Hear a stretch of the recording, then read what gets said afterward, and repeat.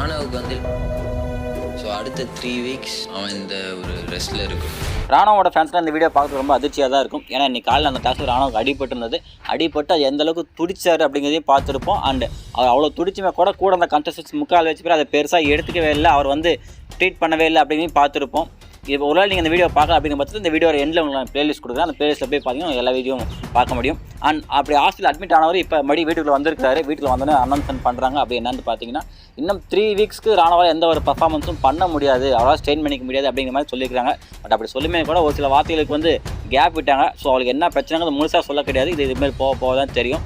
So இப்போ தெரிஞ்ச விட என்ன விஷயம்னு பார்த்தீங்கன்னா இன்னும் 3 வீக்ஸ்க்கு அவர் வந்து எந்த கேமும் பண்ண முடியாது அப்படிங்கிற ஒரு சுச்சுவேஷனில் இருக்கிறாரு அப்படிங்கிறத தெரிஞ்சுக்காங்க. இது ரியலா இல்லைன்னு அப்போ யோசிக்கல. நான் வந்து ஏதோ ஒரு இடத்துல டவுட்டாக பேசினேன். சத்தியமாக சாரி, ரியலி சாரி.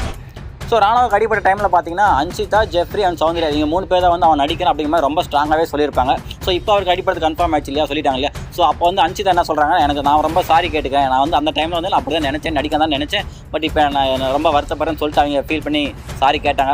கேட்டாங்க உண்மையை கேட்டாங்க, பட் அவங்க ஒத்துக்கிட்டு சாரி கேட்டாங்க. அடுத்து சௌந்தர்யா அண்ட் ஜெஃப்ரி என்ன ஸ்டாண்ட் எடுப்பாங்க, அவங்க வந்து ஒத்துப்பாங்களா என்ன பேச போகிறாங்கன்னு சொல்லிட்டு நானும் ரொம்ப ஆவலாக வெயிட் பண்ணிட்டு இருந்தேன். பட் சௌந்தர்யா வந்து டிஃபெண்ட் பண்ணி தான் பேசுகிறாங்க. நான் பண்ண தப்பு இல்லாமல் டிஃபெண்ட் பண்ணி தான் பேசுகிறாங்க. ராணுவமே கூட சொல்கிறேன், நான் அப்படிலாம் நடிக்கிற ஆள் கிடையாது, நான் உண்மையாகவே தான் சொல்கிறேன், எனக்கு அப்படிலாம் அவசியம் கிடையாது சொல்லிட்டு ராணுவம் சொல்கிறாரு. பட் வழக்கம் போல சௌந்தர்யா வந்து டிஃபெண்ட் பண்ணி தான் பேசிகிட்டு இருக்காங்க. உண்மையிலே நீ கீழே வரும்போது என்ன நினச்சினா இது கூட நீ தெரியறதுக்காக பண்ணியும் ஒரு விஷயம் ஒன்று பண்ணணுக்காக தான் நான் பண்ணுறேன், இங்கே தெரியணுக்காக சும்மா இந்த இதுக்காக நான் பண்ணுறதுலாம் இல்லை. அண்ட் இவ்வளோ நடந்திருக்கு, ஒருத்தவங்க அடிபட்டுருக்கு, சரி அடிபட்டுக்கு கூட வந்து நடிக்கிறான்னு சொல்லிட்டு ஒரு சில வார்த்தைகள் விட்டாங்க. பட் இப்போ அடிபட்டு தெரிஞ்சதுக்கு அப்புறமே கூட ஒரு கர்டசிக்காக வாச்சும் சௌந்தர்யா வந்து சாரி கேட்டுலாம் இல்லை வேறு ஏதாவது கூட பேசியிருக்கலாம்.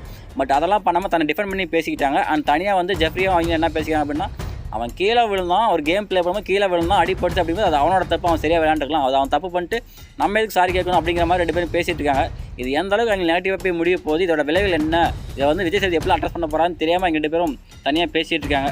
இதை நீங்கள் எப்படி பார்க்குறீங்க, அவங்க பண்ணது கரெக்டாக, இங்கே பேசுறது கரெக்டாக அப்படிங்கிறதான் கமெண்ட் செக்ஷனில் சொல்லுங்கள். அண்ட் முடிஞ்ச அந்த வீடியோக்கு ஒரு லைக் போட்டுவிட்டு பாருங்கள். அண்ட் சப்ஸ்கிரைப் கூட பண்ணலாம், ஒன்றும் தப்பே கிடையாது. ஏன்னா நீங்கள் பண்ணுற ஒவ்வொரு லைக்கும் சப்ஸ்கிரைப் தான் நம்ம மேலும் வளர்த்துக்கு இந்த வீடியோ அடுத்த நபருக்கு சஜஸ்ட் ஆகிறதுக்கும் எனக்கு ரொம்ப ஹெல்ப்ஃபுல்லாக இருக்கும். So thank you. நான் சாரி கேட்கவே ஃபர்ஸ்ட் ஆஃப் ஆல் நான் எந்திக்கவே இல்லை. அடிபட்டிருக்குன்னா அது அவனோட தப்பு தான் நான் சொல்கிறதுக்கு தான் நான் எந்திரிக்கிறேன்.